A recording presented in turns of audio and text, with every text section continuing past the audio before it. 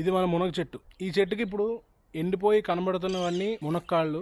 So almost ఒక 200 కాయలు వదిలేసాం.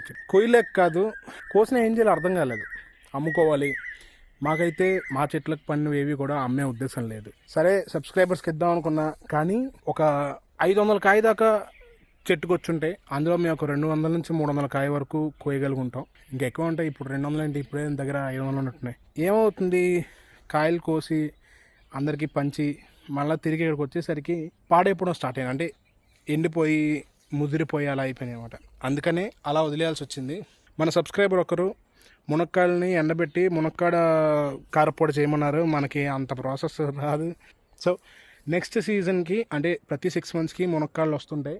నెక్స్ట్ సీజన్కి మాత్రం మునక్కాళ్ళన్నింటినీ ఏదో ఒక ఫామ్లో మన సబ్స్క్రైబర్స్కి చేరేలా చేస్తాను.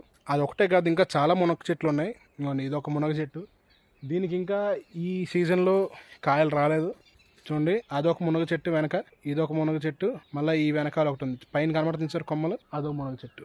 మొత్తం ఇప్పుడు ప్రాపర్గా మనకి కాయలు వచ్చేవి 5 చెట్లు ఉన్నాయి. ఈ 5 చెట్లకి ఎట్లేదన్నా 6 నెలలకి ఒకసారి చెట్టు ఒక 500 కాయ, కొన్ని చెట్లు తక్కువ వస్తాయి, కొన్ని చెట్లు ఒక 100 కాయ వరకు వస్తాయి. సో అలా ఓకే, అన్నీ కలిపి ఒక 2000 లేదా 1500 కాయ దాకా వస్తాయి.